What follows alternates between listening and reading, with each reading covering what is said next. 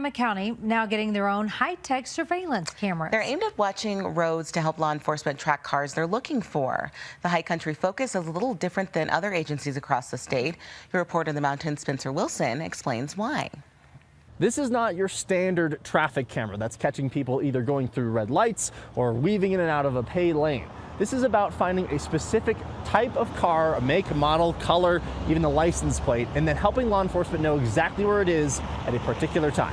And while it's far from the first law enforcement agency to utilize the cameras, the focus is on high traffic areas, highway entrances and exits all over Summit County. I-70 is a wild card. We never know what's coming through, but we know that there's bad stuff coming through, and this helps keep it safer.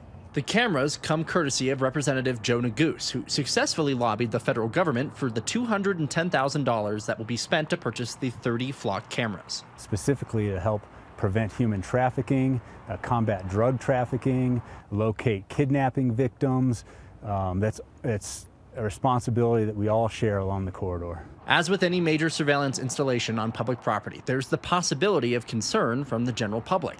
The sheriff's office says the loss of privacy will be minimal compared to the benefits. Public safety is always a balance. It's a balance between a right to be safe and secure and a right to privacy. In this case, we have a very powerful tool that helps prevent and solve crime and help victims in real time.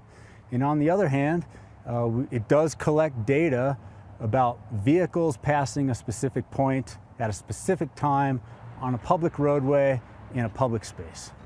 And that's just a balance. Adding to a network already growing in Colorado, from the Front Range to the Western Slope.